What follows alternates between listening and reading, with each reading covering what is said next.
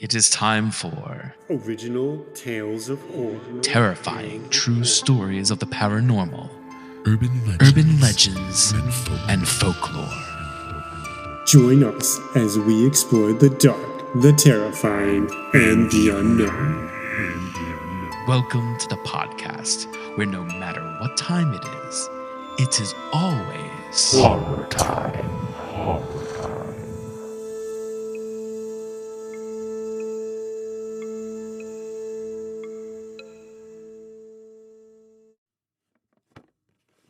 Oh, hello, and welcome to season 4 of Horror Time. I'm just looking through the archive of Horror Time stories to tell. Let's see. This is a good one. We're going to be going over the Slit-Mouth Woman, or Kuchisake Onna, a Japanese urban legend.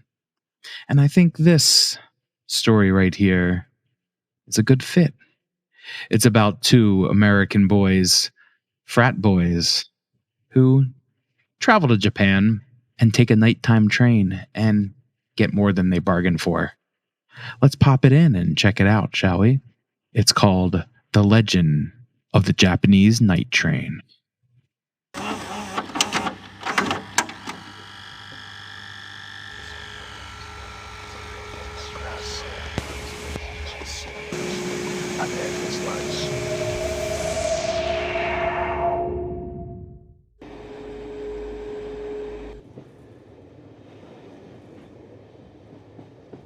My damn translator app isn't working. I think he said it was in 5 stops. Well, I guess I'll have to brush up on my Japanese. What does it go?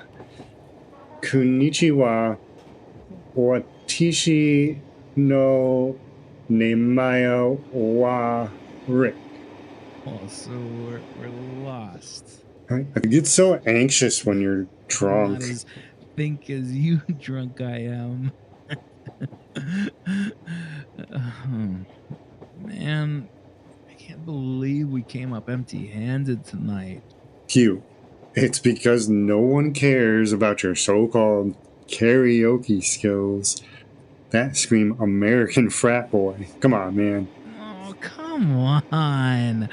We're just some city boys born in the city. We're taking the train, nighttime train, going anywhere. Dude, you're butchering it. Just stop. Yeah. I swear it was crowded on here. I'm surprised we even got seats, but there's no one here now. I don't know. I wasn't counting. No, yeah, I think you're right. We just weren't paying attention clearly. One too many,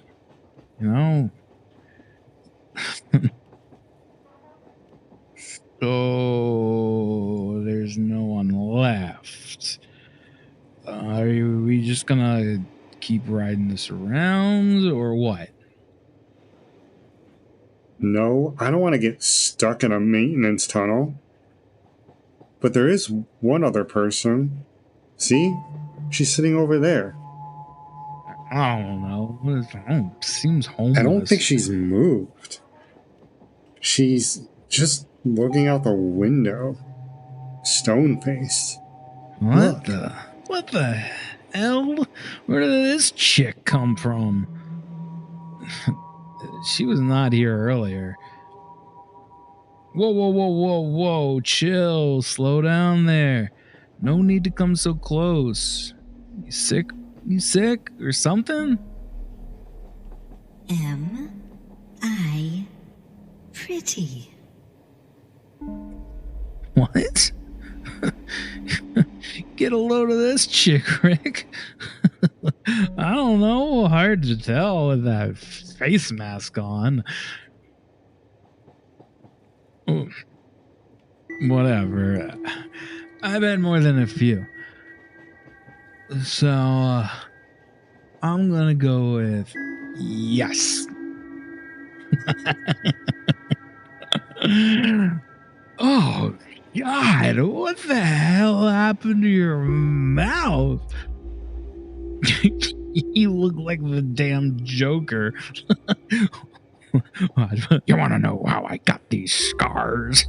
Why so serious?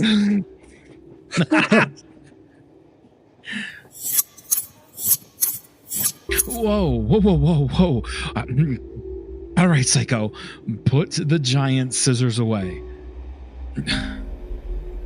Am I pretty? No amount of drinks would make me.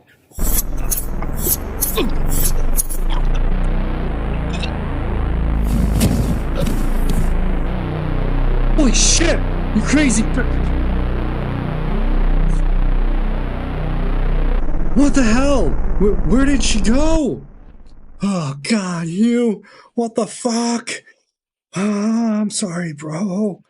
Oh my God, I'm so sorry. She thought I was too pretty. She slit my mouth, ear to ear. I couldn't live with that. I couldn't. What do you want? Show yourself. What do you want from me? What kind of sick game is this? Am I pretty? Yes. Is that what you want to hear? Yes. Please, please don't kill me. What the hell? Oh, she disappeared again. Oh, the doors are open. After that, I went to the police station and I told them everything. And then I was stuck in Japan for about a month while they investigated me to put me under house arrest and watch my every move. They thought I killed my best friend. How ridiculous is that? But then they had a string of attacks happen while I was being watched, so they knew I didn't do it. They let me go. But I told them the killer was some woman who seemed like she may have been homeless and had a mask and these big scissors. She just went crazy. I'll never get that smile out of my head. It's deep, deep in my mind. Completely understandable. It was a major trauma that not many go through. Frankly, you're lucky to have made it out. It seems you were having what we would call survivor's guilt, which again is completely understandable and expected from a tragedy such as this. Look, I want you to head home, rest for a few days, and I'll prescribe you this. It'll help with your sleep. Practice the breathing tips I gave you, and let's follow up, say, next week.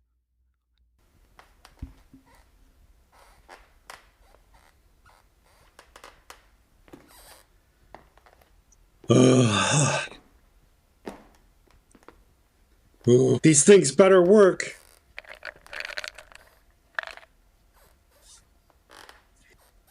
What a day.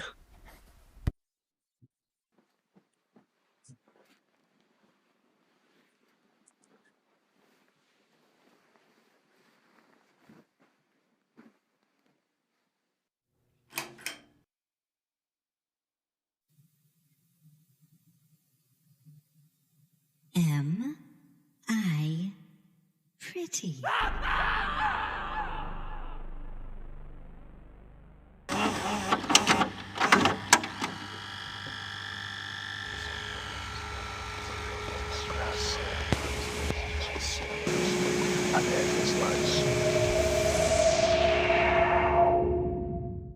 Hello, our frightful friends.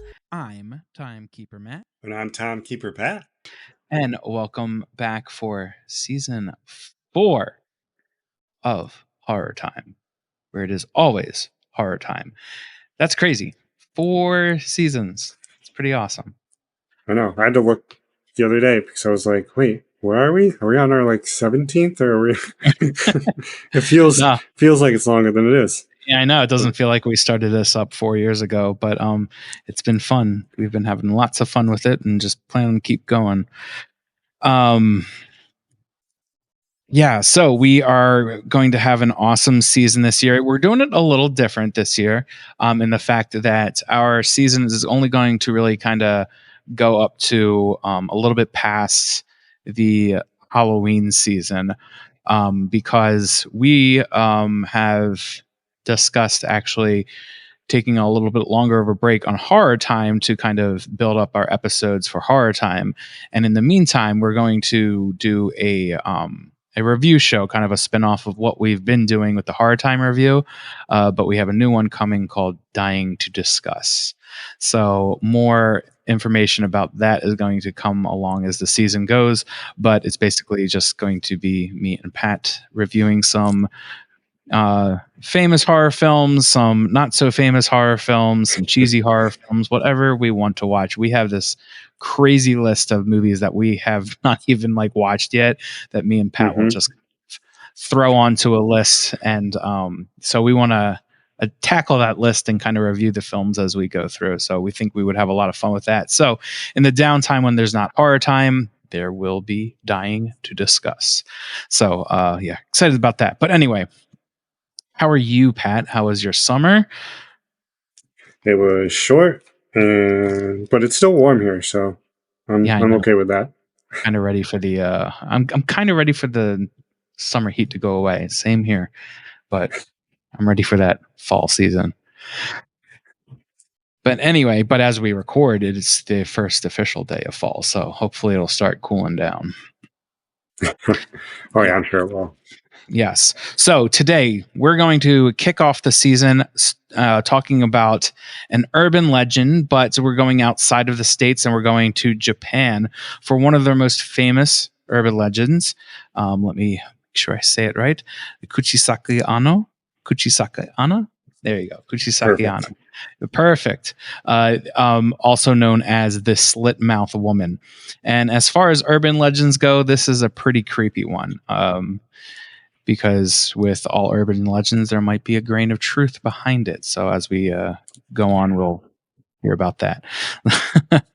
And Japan has some really cool ones, but I find this one to be one of the creepiest ones, and so do a lot of others. And we'll go into it. So the legend goes that if you find yourself walking along a road at night, you may come across a woman, but she will be wearing a mask across her face. In some versions, it's a cloth draped around her, and in other versions, it's like a face mask. So she'll approach you and she'll ask a question. Do you think I'm pretty? If you say yes, she'll uncover her mouth to reveal her blood-dripping mouth of a cut from ear to ear, starting from the mouth, making it look like one big ghastly smile. She'll then ask the same question to you again. Do you think I'm pretty? Now, if you say yes, but there's any hesitation in the answer, she will slice your mouth in the same manner that hers is sliced, from ear to ear. But what if you say no? Well, she'll kill you immediately. Or she might wait till you're asleep. So she might disappear. And some say that if you can get around it by saying something like you're average or you're okay, and she'll look at you in kind of a confused state, and then she'll disappear or walk off. So that is some people say that is the thought process behind that.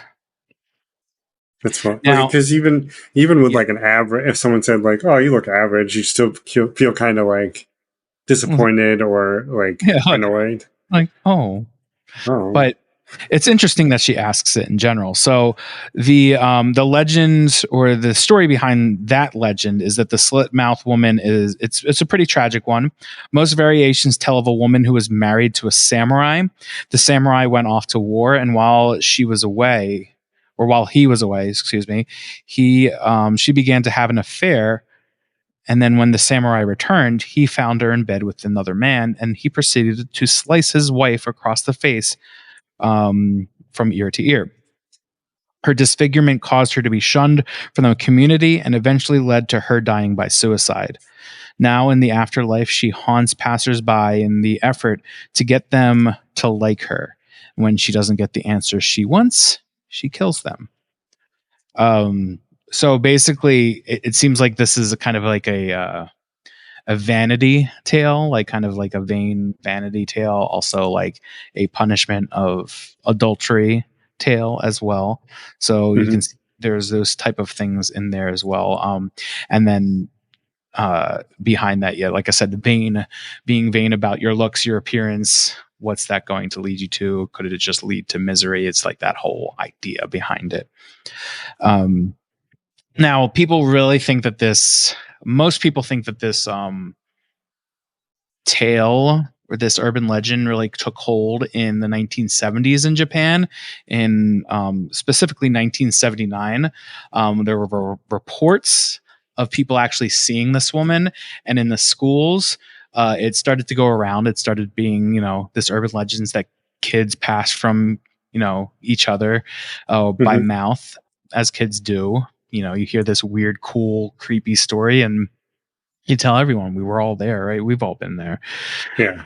So I will we'll go into this little tale about that time in Japan.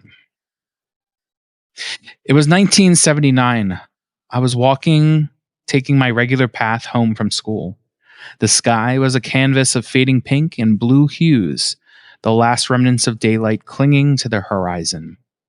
Once a week, my mom had to work late, and I had track practice after class. So I walked home alone on those days.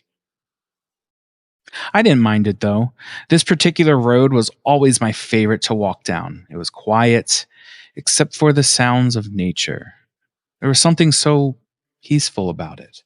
The slight breeze passing through the trees, harmonizing with the songs of crickets and frogs. It was almost therapeutic.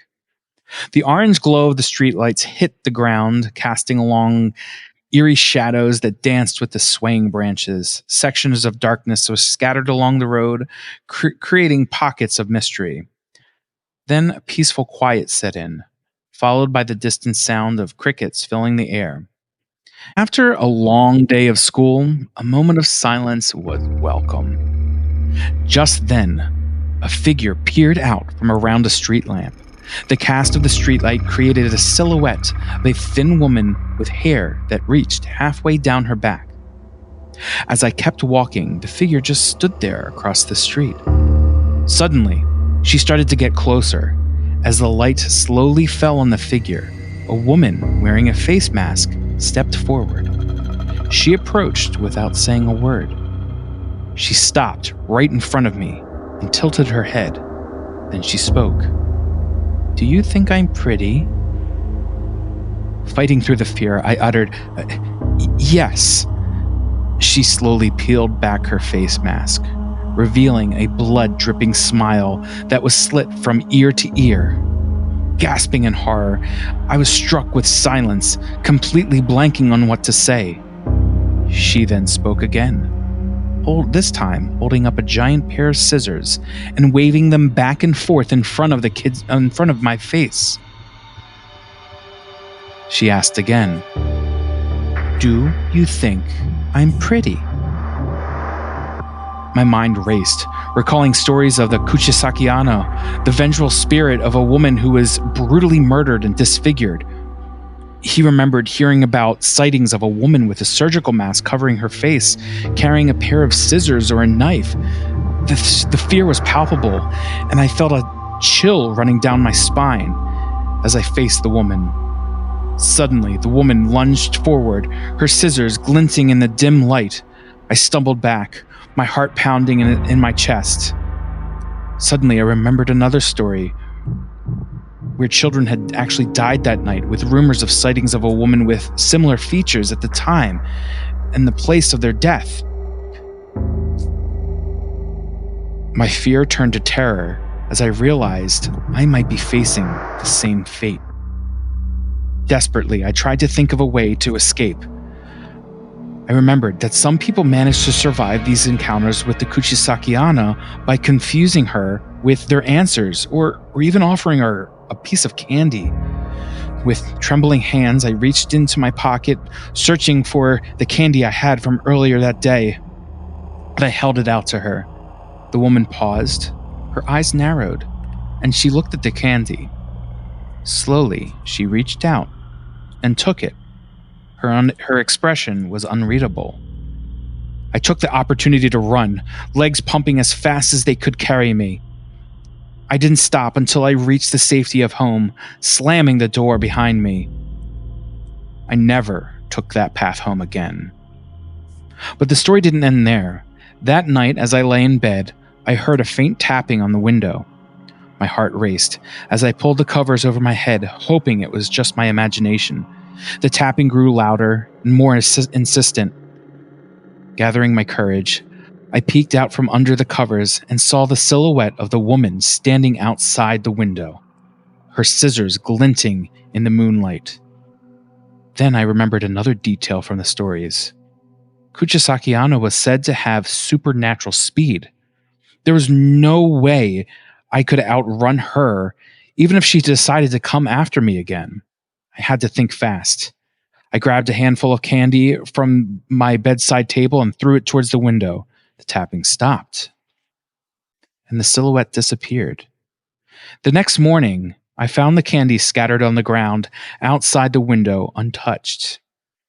I knew I had narrowly escaped a second encounter with the Slit-Mouth Woman.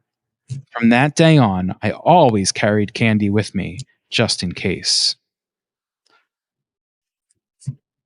One evening, I walked home from school again, and I saw her again. This time, I was prepared. When she asked, "Do you think I'm pretty?" I replied, "You're average." The woman seemed taken aback. Her eyes widened in surprise. She hesitated. Her grip on the scissors loosened. I took a deep breath and continued, "You're neither pretty nor ugly. Just average."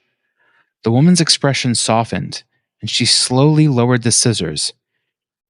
She seemed to process the words, as if they had broken through some kind of spell. Without another word, she turned and walked away, disappearing into the shadows. I stood there, heart still racing, but feeling a strange sense of relief that I had just faced the famous Kuchisake Onna. So, in that tale, you heard a couple of other things, or that she hard candy is another aspect of her for whatever reason. I don't know where that detail comes from, but for whatever reason, if you give that to her, it seems like if you confuse her.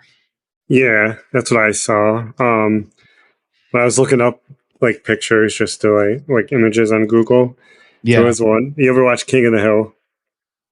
Here and there. The Dale, the guy that's always the conspiracy guy. Yeah. He usually does to confuse people and to get to like run away. He has like pocket sand. So there was one that someone crossed out sand and put pocket candy, and he runs away. It gave me a giggle. I mean, that's basically what it is, right? You're just doing pocket candy and run away. Candy. Bye. Bye. But yeah, it's and from that story, he decided not to take the same path in the beginning, or right after that first encounter, and then even when the day after, when he took a different path, he encountered her again, and he encountered that night before as well. So it almost seems like if she get her answer in any fashion, she just will keep pestering you. But you confuse her with the. But I mean, as long as you pocket candy her every time, she'll be like, right. But what? So yeah, the pocket candy or the just tell her she's average. Like, you're average. You're average. You're average. So yeah, and like I said, that kind of comes from a story of what happened in 1979. There was actually a kind of a mass panic. It wasn't even that the stories were just happening. Like people, I think it started. Where is it? I think I had it down. Yeah. So the obviously there was a cultural impact in the 1970s. In 1978, in the town of, I'm going to try to say it, Gyotso Gifu Prefecture. I'm probably butchered it, but I tried. It all started when an old woman from a farming family claimed she saw a woman with a slit mouth standing in her garden. The local newspaper picked up on the story, and soon enough, it spread like wildfire among the kids in the area. As the story spread, it evolved. Some versions said she wore a mask or a red coat. Others claimed she carried a sickle. There were even rumors that she could run 100 meters in 6 seconds. She You could also escape her by what they call it, Beckham. It's Bekkoame, hard candy. Bakaka? Bakami? Baka? I don't know. I have to see it. Yeah. These variations added layers of fear and intrigue, making the legend, even more compelling.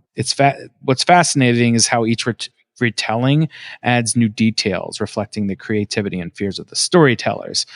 So, like we've talked about before with legends, they just kind of get added onto and added onto. So somewhere along the line, this hard candy thing got it added onto. But within the 6 months, the rumors spread nationwide in Japan. This was at a time when more kids were going to cram schools, whatever that is. So cram Sounds school. like it's It's like it's a term for like saying where you're bringing kids from different areas, a cram school. So like it's not just like one district, I guess. It's like many different areas. So therefore, it probably helped with spreading it across the nation, the country itself. They shared the stories they heard as they told their friends and family, and then the rumor spread even further. Eventually, newspapers and TV stations picked up on the story and it went nationwide. And this rapid spread was facilitated by the increasing connectivity of the time. Televisions, telephones, cars were becoming more common in households, making it easier for the stories to travel quicker. So for the kids, the Kuchisake Onna represented the unknown dangers they might encounter, especially since cram schools ended in the evening. They'd see unfamiliar adults like women heading to nightlife jobs or drunks coming home from bars, just added to these fears.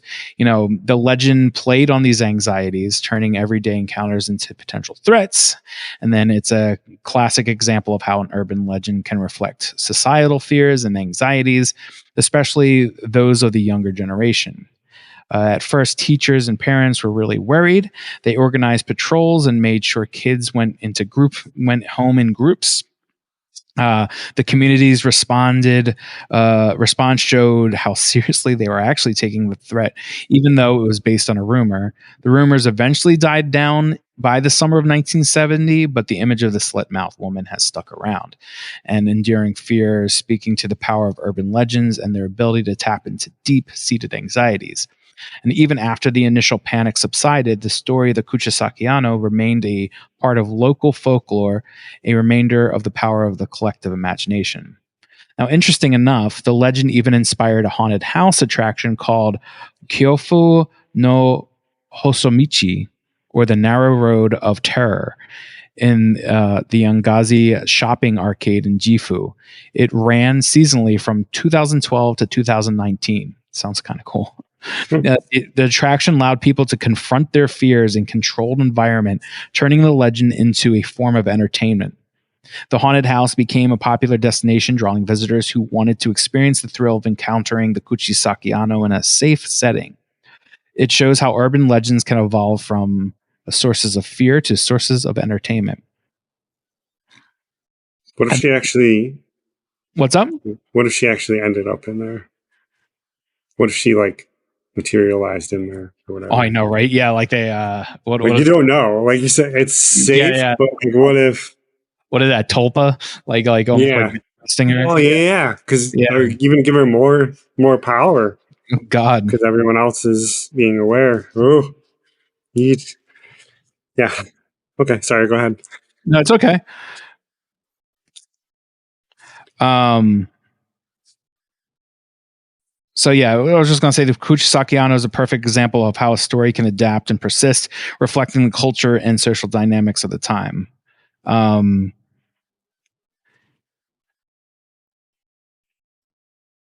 see,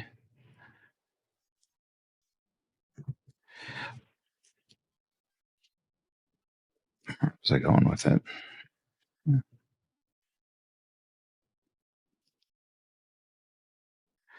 So yeah, I mean that was kind of where it where it took hold in Japan, and with the birth of the internet, as we all know, that kind of makes these legends go even further.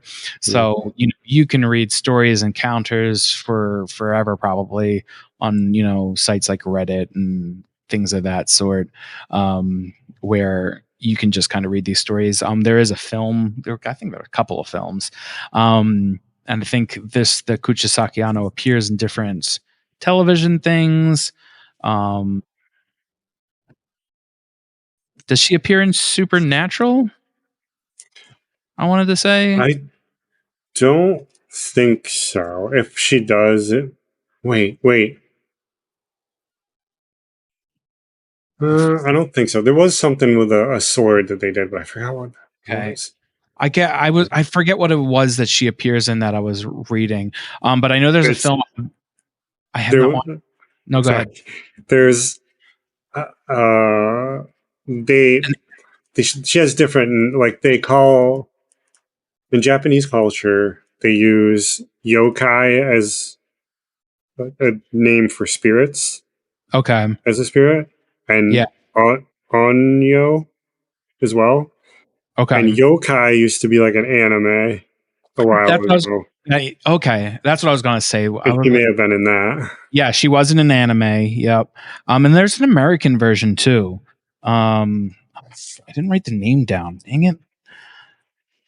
I didn't I can write the type. I name can down. ask real quick. Yeah, no, yeah, you can Google that real quick. But there is an American version of the Kuchisake Onna, and then there was a movie that just it doesn't have that great reviews, but it did come out. I've been meaning to watch it. We Maybe can put it on the list. yeah, we can go over it in our new podcast. That would be a fun one.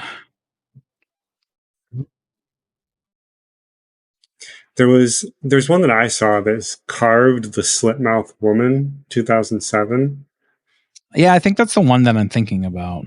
Or there's an even more. Is there an even more recent one? I think.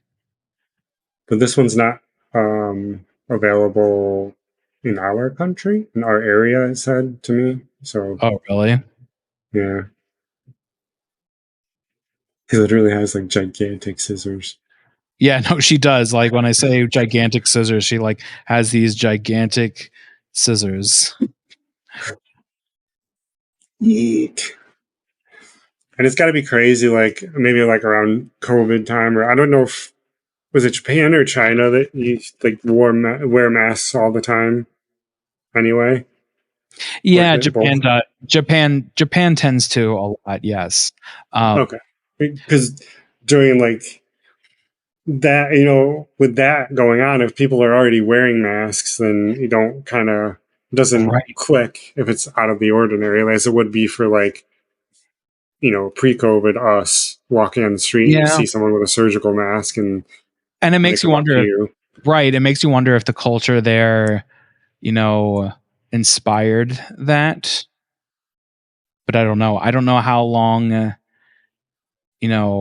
don't know the reasoning behind wearing like you do tend to see more face masks in that culture. It's more accepted in Japan. Hmm. But I don't know. I thought, but Yeah, yeah. So yeah, I that's can't find what I was doing. I can't find the American version of them. I saw it somewhere that there was an American version, but anyway, we're here about to talk about the Japanese version anyway. So, but yeah, you can, like I said, there's creepy pastas about her. There's just a whole bunch of things. So she's a cool character, if not just in stories.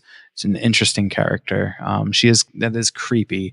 The idea of just her having that slit mouth, that just it conjures up some creepy images. Because there's something so off-putting about seeing that feature. I guess when it comes to like the eyes or the mouth, they're just the most expressive parts of a human's face, or humans in general, is the eyes or the mouth. So in horror films you tend to see, if they're going to disform anything, it's going to be the eyes or the mouth, or like make the eyes blank or make the mouth real big, or so it adds to that creepiness of it all. I don't know what it is. Yeah. Like an uncanny valley type of thing, I guess. But yeah, that's all I got on the Slit-Mouth Woman. What else did I see? Well, the story that you told, it was a good thing that the kid ran track. I mean, I guess it didn't matter in the end because she has flash step or whatever. Yeah, that's true. But yeah, I thought it was just going to be, he's going to be like, at the end, I just keep giving her candy and she keeps going away. So as long as I give her candy, we're good. But I'm glad he ended up getting out of it. She just like forever just shows up in his backyard and he just like gives her candy all the time. She's like, tap, tap, where's my candy, bitch? And then I say, it's hard, like, to encounter, if that was an encounter, and be like, she has her mask on. I would, you just be surprised. You'd be like, yeah, you're attractive, I guess, or whatever, because you don't know what's going on, and probably not thinking about it right away. And she's taking off her mask, and you're shocked because you don't expect something like that to be underneath. Yeah, and then you're like, oh, and then she asks you again. You're like dumbfounded because you're just doing what a normal human being does when just they dumbfounded. Yeah. And then when she pulls out giant scissors, it's even worse. And you're like, whatever you want, man. Take my wallet. Okay, yeah. We're good. Yeah. We're good. You're the hottest creature on the planet. Yeah. Like, whatever you want me to say. Right. And it's and then it's why it's kind of odd. It's like you give her this like no answer, she kills you. But if you say yes, she slits your mouth. But if you say average, she's cool with that. Like I don't understand the motive. But does she go? I thought I saw something that says even if you say yes, she cuts your mouth and then comes back for you later. Yeah, no, she might come back for you later. Yeah, or might come back for you later. Okay, that makes sense. Okay, I don't know if it's might or she will, or if there's just different variations of it. But yeah, either way, it's like, what's the motive? Well, like, why does saying average like be like, oh, okay, all right, well, okay, well, shit, I can't kill you. Well, I guess this is kind of awkward. Have a nice day. Don't mind my giant scissors. See you later. One of the things that I saw mentioned, and it's probably another variation, that if you could get a hand on her scissors and then stab her in the heart with them, she's done. Oh, I didn't see that. I didn't come across that. But I mean, yeah, if you want to take the route of like trying to destroy her, yeah. Like, I could tell you, but can I see your scissors first? There's some really nice scissors. Here's a piece of candy, and you give me your scissors. You're right. And the video game character it reminded me of, or I guess video game, movie, show. Yeah. Melina from Mortal Kombat. Oh, She's like yeah. one of the princesses. She takes her mask off, and it's like a big mouth. It's like more like a demon, but Yeah, I know you're kind of talking. like opens up. But it's that same idea. It was just like what's behind the mask, you know? Mm-hmm. Yeah. But yeah, that was interesting. I love Japanese culture. Yeah, agreed. And they have some really cool when it comes to like urban legends and just like creepy stories and stuff. They got some cool stuff. Really cool characters. Folklore. Oh, yeah. That'd be fun. I'll have to look up this supernatural one. Now you got me curious. I might be just saying that. I just couldn't remember. I just thought I saw her. It just made sense to me that maybe that would be the show that she was in, but I don't know. But yeah, you could confirm it. But anyway, that's all I got. So that's that completes episode 1 of season 4. So yeah, thanks for joining us again this time around. We do appreciate it.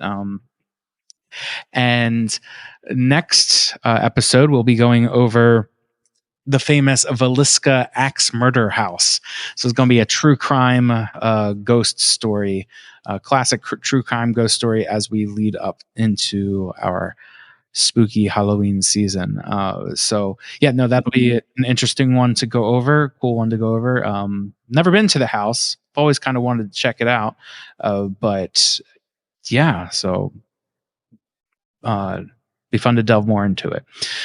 But yeah, thanks for listening to us. And then if you want to catch us on socials, we have our TikTok, our Facebook, Instagram, all of that. We'll share accompanying photos. And if you want more spooky stuff, we'll share some fun reels from time to time as well, and fun TikToks from time to time. But yeah, so stay spooky, my frightful friends. And yeah, have a wonderful, well, this will be the end of September by the time it comes out, and then we'll see you guys in October. Spooky time. Yes. Thanks for staying with us.